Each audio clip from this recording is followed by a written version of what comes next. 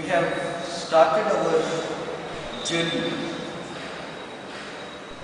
into the first research question we are trying to find answer in this course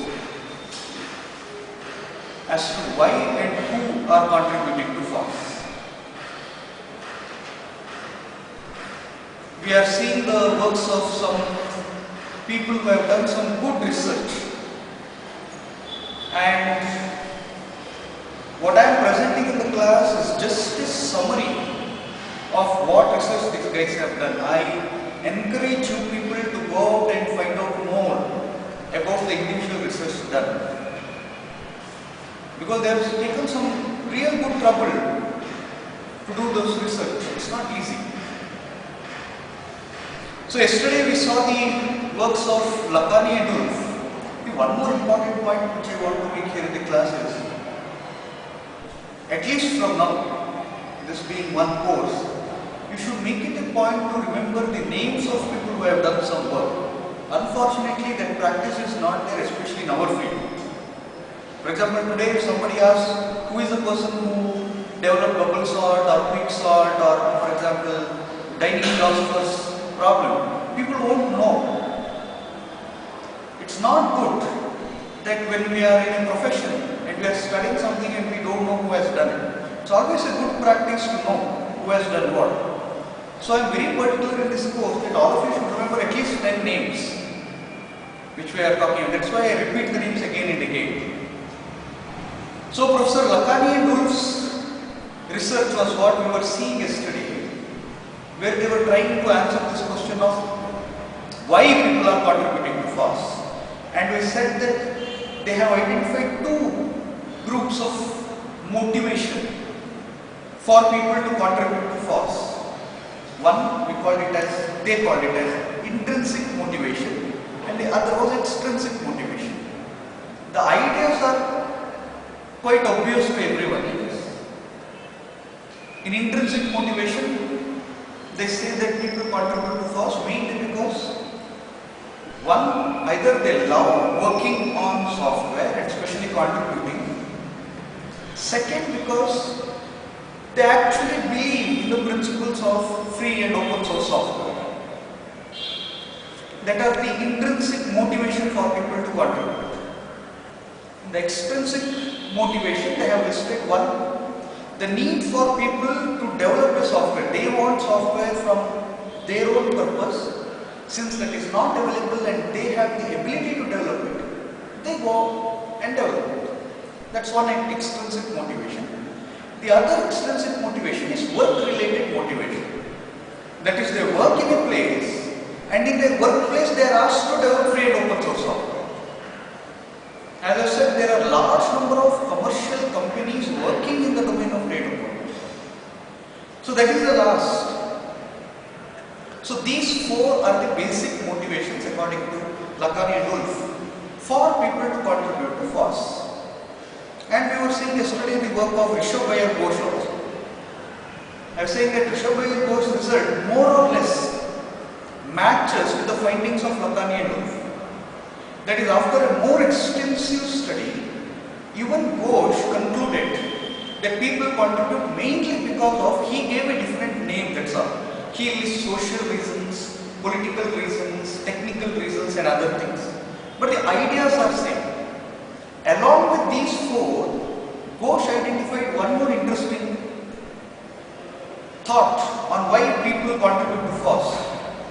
That is the human tendency to work in groups.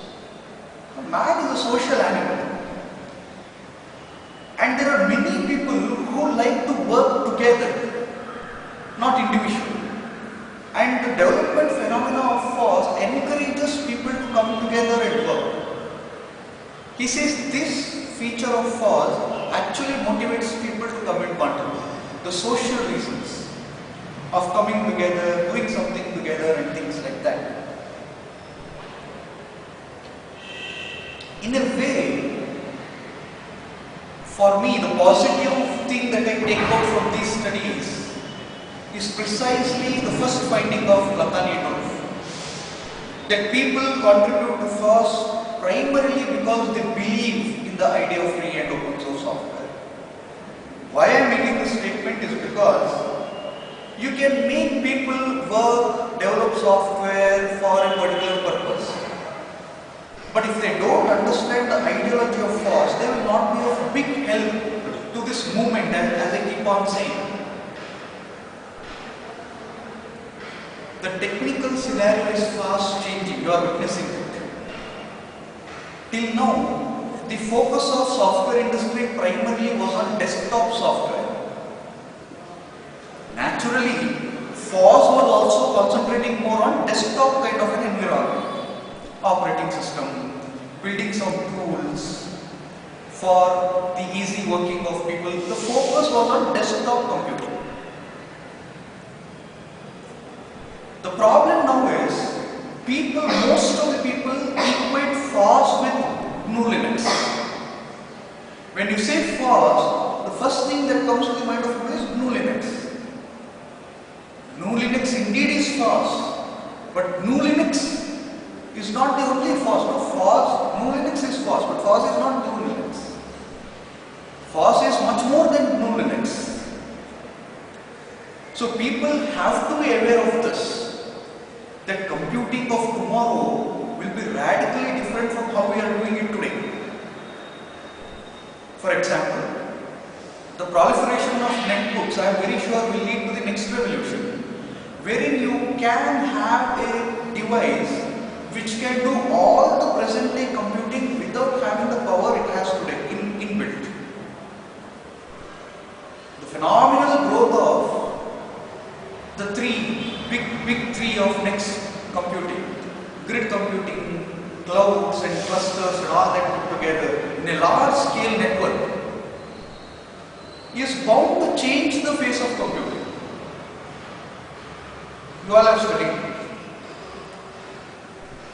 One problem which we in free software have about all this developments is that the power is being centralized too much. See, with desktop computing, you still have the liberty to choose the computing environment you want. But once cloud computing becomes reality, you will no longer be able to choose what you want. You should pick whatever is given to you among them.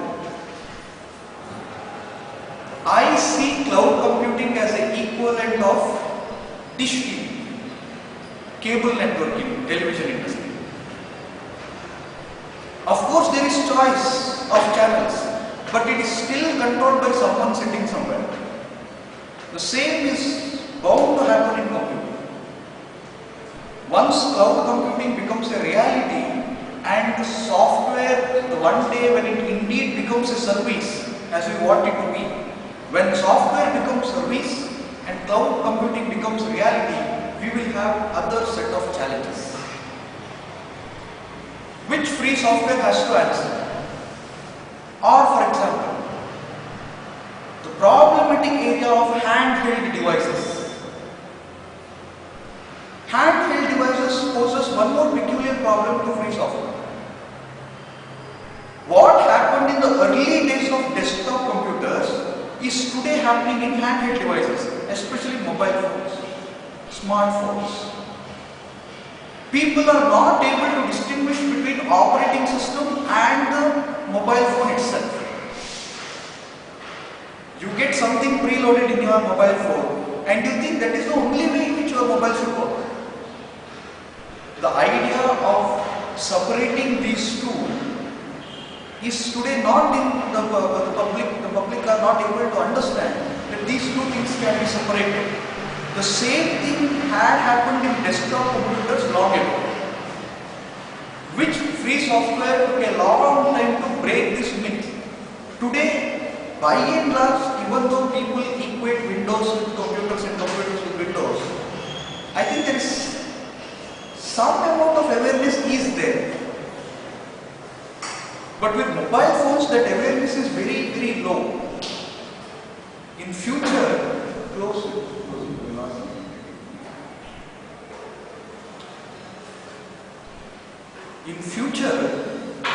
free software movement should counter these things. That's why I keep on saying that It's not easy to be in this movement. Being in any movement for that matter is not easy. Much more in this particular movement. Every day is a challenge. Something will come and you have to counter it, bring out the alternative. Sir, in the past, Richard Stallman has openly condemned cloud computing. Yeah, even I meant. Sir, then how? But still, this is happening. So, how is it that the free software movement is trying to tackle this issue? Are there softwares being developed in this area? By No, see, cloud computing per se, technology we have no problem. As such, the technology part of it is not the problem. The problem, you should understand, is the way people handle this technology. When power is centralized, it tempts people to misuse it. I'll give an example. Dictators per se are not a problem. What if there is a dictator? He can do pretty good work actually, because he need not consult anyone. Things can go on very fast. A good leader at the highest level is actually good for everyone. I am not taking stand, but just making an observation that Narendra Modi is loved by businessmen mainly because of this reason. But what happens is, so much power tempts people to misuse it. Dictators, once they taste that power which they have, tend to misuse it later. That is a problem. So, cloud computing per se, we don't have any problem. But seeing the history in which computing has come up, we have one problem saying that, see, now that you are centralizing everything, tomorrow you will say that you now have the control of seeing what runs in every machine. So, it is very easy for you to say that today you have purchased software X.1 version. Tomorrow I will be releasing new version X.2, and it is mandatory for all of you to upgrade to X.2, otherwise your computer will not work. They can say that. And they can say it very easily now, because they have to just change in the cloud server, whatever that central infrastructure is. And that it will affect everyone. In the sense, users will lose freedom. That is our idea. We are always fighting for the freedom of normal computer user. No way should it be compromised. So how should FOSS give an argument against cloud computing is, yes, you develop cloud computing for whatever reasons you want, but provide users with an option. Don't enforce the idea of using a particular software. That is not good. In fact, I go one step forward and say, forcing people to use FOSS is also not a good idea. We are not even for that. I mean, me being here in the class, I should not tell all of you, you should use FOSS. That's also not the right idea. Nobody should force anyone to use any particular software, may it be FOSS also. The user should take his or her own decision on what software he or she will use. The idea of FOSS is that you give education to people, make them understand why freedom is necessary in software. Not only in software, that's why I say this is movement. We are not bothered only with software. See, when you plant a seed in the ground, it is not enough that you provide it with good fertilizers alone. There are other things which are important for that seed to come up and grow into a big tree. There are environmental factors which are required. So for the software to be free in the society, you need a free society, first of all. If the society itself is not free, then how can you expect people to use free software? So we are committed to the idea of freedom. Dot. No more. Nothing more, nothing less. We are totally committed to the idea of freedom in whatever way you interpret it. Freedom. Why freedom is important, I hope we have already discussed. See, this being the ideal state in which we want people to be, the only motivation which which is required for people is what these people call as intrinsic motivation. Yes. If people are not self-motivated, you cannot expect people to stand for a long time. This is a long battle which we have to fight. When I say battle, please don't construct the whole idea as we are actually fighting and there is an enemy and all. No. I don't believe in that idea. We don't have an enemy, but we are defending the idea of freedom. So this requires committed foot soldiers. Those who believe in the idea alone can do something here. I am not saying only in force, everywhere. You know, people who believe in certain idea go into that excited state of mind in which they can work. Nothing else can make them work. They have to reach that excited state. Everyone will experience that at some point of time in their life. Everyone will. It is just a matter of time. Everyone will find that reason for which they have to live. Everyone will find. Probably most of you have already found. I don't know. This is the time to find that reason. You need not think of such high reasons also. If I have to give a very simple, normal example, that excited state of mind, how it helps people overcome all other human limitations. You know, I see people often. I don't have direct experience, but I have seen people speaking over phone for 2 hours straight. Some of you may have experienced it. I sometimes wonder what makes people talk for hours together. Usually see people who will be talking on the mobile phone. When they talk on mobile, they also will be mobile first of all.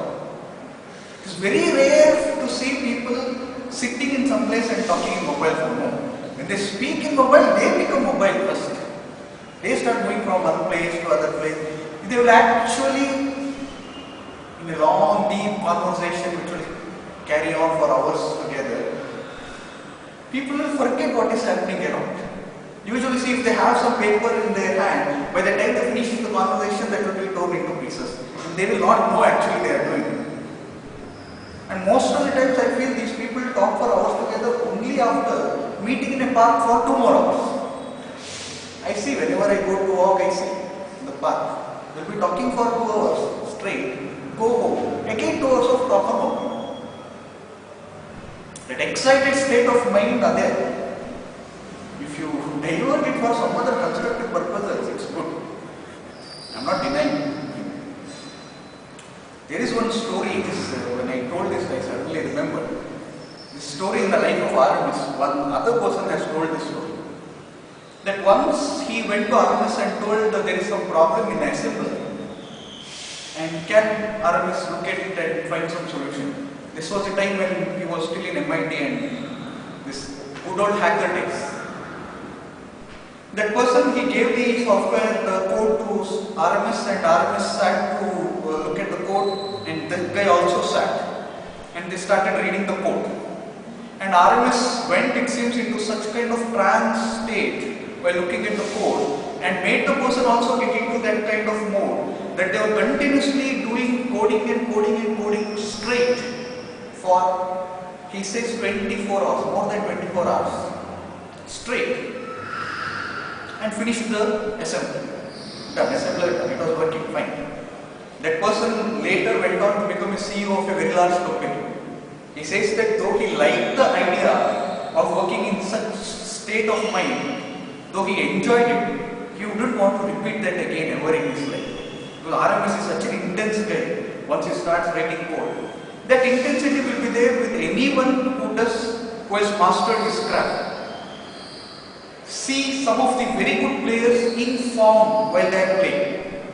You can feel that actually.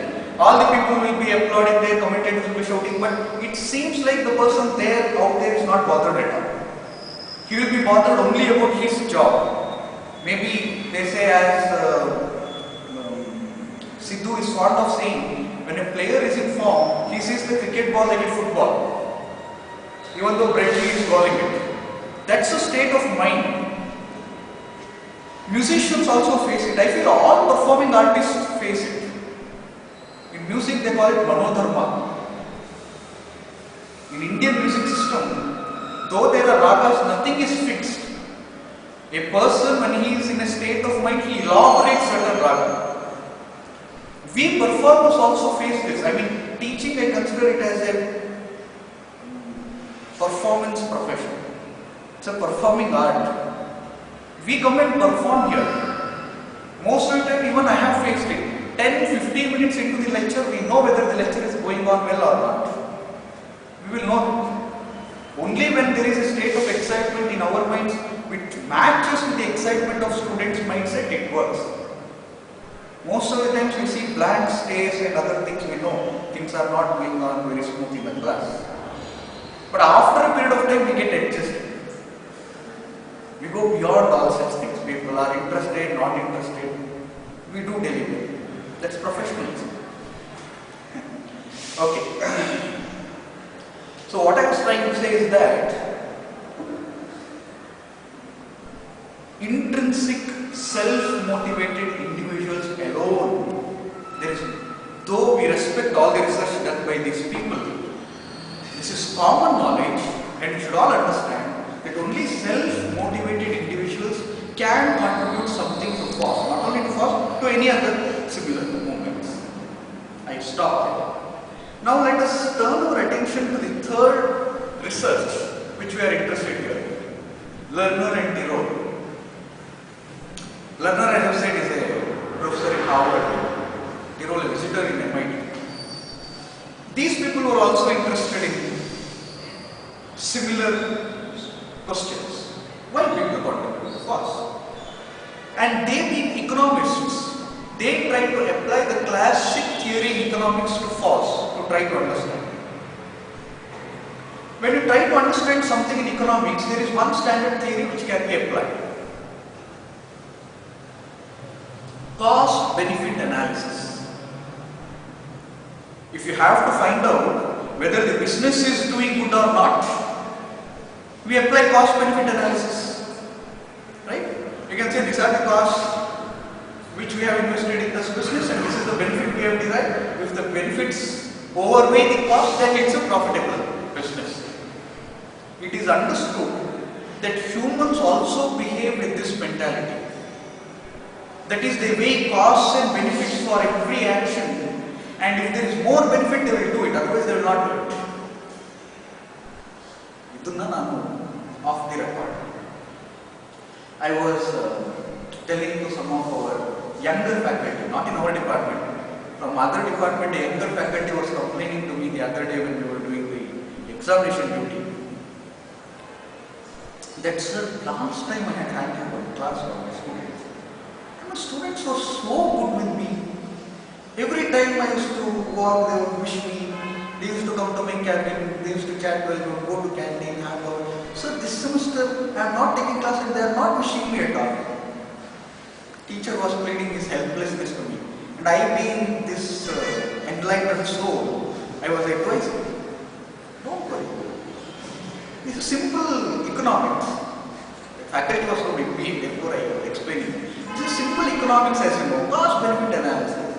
See, this semester, since you are not attending class, neither will you be giving marks nor will you give attendance. So why should students wish you? Why should they greet you? Why should they ask you to come to canteen, have coffee? No benefit, no. So why will they invest in cost? So cost benefit analysis is basis for human actions. If you want to do something, you have to get something. That idea has entered all domains of human behavior today.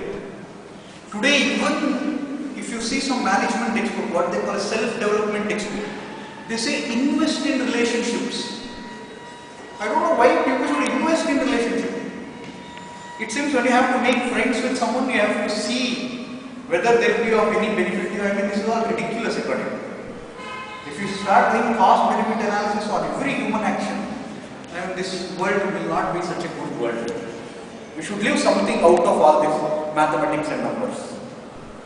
But even in education, this has entered very strangely. Have you seen that lesson plan which I have given to you? Have you at least opened it and have you seen it? No. Please see it. You are supposed to see that. Because what has happened in India is slowly but surely there is a firm American stamp. Nobody is knowing this. This is see how this enters. See the lesson plan which we have given to you this time. And if you have, see our earlier lesson plans. I mean, basically the idea is that the teacher should be knowing what he teaches. Good. Till then it's good. But do you know the fact that in India from this year we are actually following the ABET standards, American Board for Engineering and Technology. We are moving away from AICTE to ABET. Not many people know this. And one of the points in ABET is that when you give the lesson plan to the students, that is when you are telling a student to take a course, you should tell them what will the student gain from this course. I have written that. If you see, every teacher has written this. In the lesson plan, if you see, first there is course objectives. That is, we write at the end of the course the student will do 1, 2, 3, 4, 5, 6. In very precise term. Every unit has objective and outcome. What is the objective of me teaching this module? And after this module, what will be? They say, it seems from next semester, we have to write objective and outcome for every class, 1 hour of class. That is 1 hour of class, I should have an objective. I should come and tell, this is my objective of this class. At the end of the course, I should ask you, is this met? And you should all say yes or no. If you say no, then I don't know. I am so disgusted by this wholesale selling off of Indian education to American standards without consulting all of us, the stakeholders. I wouldn't want to say, for me, teaching is an art which evolves in the classroom. I am not a machine who comes ready, and you are not finished products. How can I expect everyone to get the same level of understanding which I expect? When I speak, each of you will understand it in your own way now. There are differences and we have to appreciate it. Someone will understand it more, somebody will understand it in a very different way. How can you expect everyone to understand it in the same way? And moreover, how can you expect the outcomes before you do something? Only after you do something, you know what is the outcome, no? How can you fix the outcome and then do the work? That can work in a factory, not in a college. And moreover, in India, we believe that you should work but never worry about the outcome. Karmanye vadikaraste ma phaleshu kadachana is what is taught to us. Now people are telling Karmanye vadikaraste sa phaleshu kadachana. You worry about the outcome also. So I am planning to move an amendment to Bhagavad Gita. Because now we have to think about outcome. If you want to do something, you have to think about outcome. In fact, I have written one more lesson plan. I was disgusted, so I had to put it out some way. So I thought best way to put it out is writing some humorous thing. So I wrote one lesson plan for drinking coffee. One 3-page lesson plan. The way I have given lesson plan for a course, I have written a lesson plan for drinking coffee. That is, I am expecting that tomorrow, even for drinking coffee, you should set the objective, tell what are the outcomes and all that. I have written, like lesson plan, I have written for 30 minutes of coffee drinking, I have written a big lesson plan, objectives and everything. But I think we are not going in the right way doing all this. Why I am saying American Board of Engineering Technology, I have missed. Intrinsic motivation, I think, was what I was. Cost benefit analysis. Lerner and Tirol's cost benefit analysis was what I was speaking. So, Lerner and Tirol, with due respect to them, because they are great researchers, I would not completely buy their arguments that people, when they are contributing to cost, they contribute with a sense of cost and benefit. Cost is involved. What cost is involved? Time, effort, expertise, computing time, computer resource. These are the costs involved in contributing to cost, which the contributor has to pay from his or her own pocket, his investment. Cost. What are the benefits? Contributing to FOSS, what are the benefits? You don't get any money. The code you write never belongs to you, it is for everyone. What is the benefit? Lerner and Tirole says that the major benefit people derive out of contributing to FOSS is signaling. Signaling. Signaling is a technical term in economics discussion. Signaling means I am telling someone what I am capable of. When I contribute something and when the contribution is open for everyone to see, I am signaling my talent. Speaking in a more technical term, I am marketing my expertise for everyone to see so that I get better prospects tomorrow, employment or otherwise.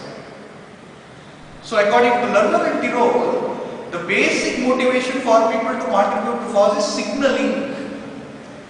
That is future incentive. You contribute because you feel someone sitting there will identify your talent through the work you have contributed, call you, give you a job, and later you will get benefit. It's a kind of investment fund. Future career investment. Maybe yes. Maybe yes, because many FOSS developers, high-grade software developers today have landed in very top positions in industry. So maybe they have contributed because they had future prospects in mind. Maybe it's possible. I am not denying it. It is very much possible because it always happens in a moment that you try to get part of a moment because you feel tomorrow, after you reach your objective, you will reach that powerful position. That is why Gandhiji said after getting independence, Congress should be abolished. That was the reason. Because he knew exactly what would happen. And that's what is happening today. That is the unfortunate result of most of the movements in the world. I like Fidel Castro a lot. Because Che Guevara motorcycle diaries, inspirations. But what happened after revolution? After revolution, the revolutionaries became dictators. This is the most unfortunate thing. So, the movement, if it has to succeed, this may be the motivation, the signaling, but I feel the movement itself does not gain anything. Has the leftist movement gained any good name because of whatever happened in South America or greater part of China or in the earlier USSR? I don't think so. After coming to power, all the communist nations at some point of time suppressed democracy and came up with dictatorship. So you can't coin them as success of leftist movements. Similarly, what I am saying is, this Lerner and Tirole's idea of signaling being the motivation for people to contribute, they may contribute. We may get newer technologies, but will the movement help? Will it be helpful for the movement? No, it will not help. So what is required is primarily people who are motivated enough, self-motivation, belief in the principles of free and open source software. If they come and if they start contributing, that will be the real contribution to the movement. Okay? For how to build the motivation among people regarding free and open source software, very difficult question. According to me, there is only one way. Wasim Akram once said that anybody who wants to become a fast bowler will draw his inspiration from a great fast bowler. Fast bowling is a demanding job. Demanding job. Nobody will come to fast bowling simply like that. They know it's very demanding. There are easier things to do in cricket setup. This inspirational figure, I think, is very, very important for every movement. So how can you draw people into free and open source movement? We need more like RMS. A good leader can attract so many people into the movement and make them believe in its ideals. I am seriously thinking. Kanakpura Road. 50, 60 acres of land. Kanakpura Road is the highway of spirituality in Bangalore. No? All major ashrams are there in Kanakpura Road. So on 50 acres of land, please all of you contribute. On 50 acres of land, I will set up an ashram there. I will be known as IT Baba. Be known as IT Baba, and I will start an ashram there. 4 or 5 years after all of you are very tired of your jobs, and it will happen. You will become project leaders and you want to come to ashram and like, please come. I will be known as IT Baba, and I will give CDs and USBTs as prasadams. And if you run those CDs in your computer will never get bytes. Give GNU Linux. And I may define a new kind of yoga also. Like Kundalini Yoga and Kapal Yoga. I will have GNU Yoga. GNU Linux Yoga. And will practice free and open source software. At least then I will get some heroine coming to my ashram and maybe. As such, I have no hope, so at least then some good things may happen to me. Soon, coming soon, IT Baba. I should trademark this name, this sounds very well. I should take the trademark. So anyway, well, the point is, in fact, Lerner and Tirole themselves asked this question on the role of leadership in free and open source software community. Yes, there is no two words that good leadership is required. But what kind of leadership is required is a question. Do you need X leadership, Y leadership or Z leadership? Or if you ask Arindam Chaudhary, you will have I leadership. He has defined I leadership. What kind of leadership is required? See, the tension is between RMS style of leadership and so-called Linus Torvald kind of leadership. You should understand that Linus Torvalds was offered a job in a company after he became famous because of Linux, a small-time company. He himself says that the person who manages the worldwide contribution for Linux could not actually manage a handful of people in that organization. He himself says that he was a failure. See, leadership in the cyber world and the real world are two different issues. In the cyber world, it is different. You don't see people face to face. You communicate only through digital media. So the work style and the way you interact is completely different. Face to face is different story. I think why RMS is successful because he has combined these tactics very well. He is a great programmer, so he earns respect from everyone. Along with that, he is so committed to the principle. Leaders who themselves are not committed to the principles can never claim that leadership. RMS does that because of his non-compromising nature of his belief. People ridicule the leadership style of RMS, saying that he is a dictator and he does not allow others to say what they want. But I don't think so. Even in my limited interactions with him, I have always found him accommodating until the core principles are not compromised. Why should someone compromise upon the core principles just because he is the greatest guy of the world? No, that's not necessary. If you agree with principle, yes, come along. Otherwise, thank you. You be in your way, we will be in our way. There is no fight, there is no misunderstanding. And we will not force our ideas upon others. Please don't force yours on us. That's all. So this leadership issue, yes, what Lerner and Tirole say, yes, it is important. But I don't agree with their findings that RMS style of leadership is not that great. We need more democratic leadership, I don't believe. I feel we need more people like RMS. more committed people like Aravind, only then something will happen. The last question which Lerner and Tirol ask is, okay, FOSS is so successful. So why can't commercial organizations adopt some of the practices of FOSS? This is the question they ask. Why can't they adopt? Well, who said they should not adopt? They can adopt. And people have tried adopting. Sandeep Krishnamurthy has written a very interesting article on FOSS business models, which we will be discussing in the coming days. I plan to take this question there. And the questions raised by Lerner and Tirol, I will be answering there using Sandeep Krishnamurthy's model. So in the nutshell, we have completed 2 units in our course.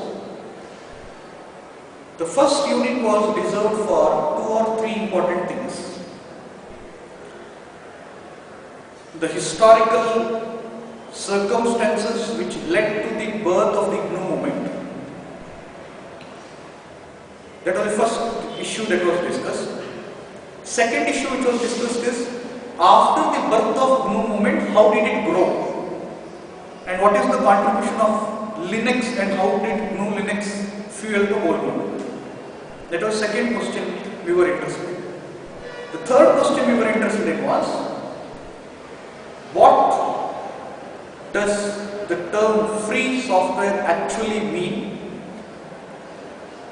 What are the 4 freedoms? We will ask.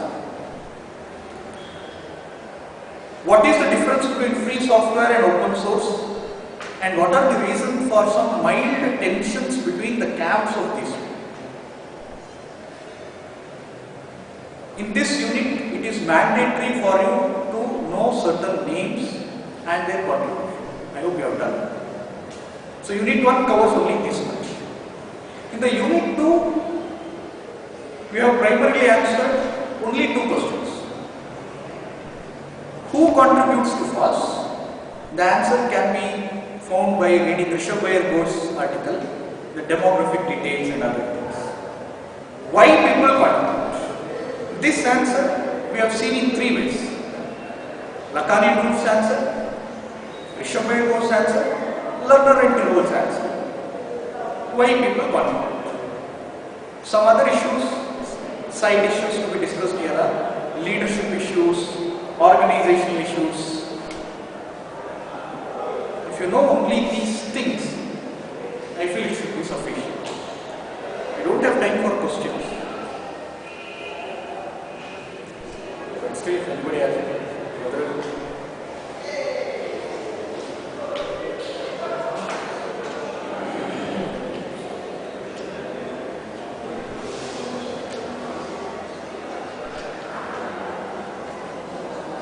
So we will start unit 3 after the test. We will start unit 3. Unit 3 is very interesting because that unit is reserved for answering the critiques. What are the different criticisms against FOSS and how shall we answer them? So one big fighting will take place.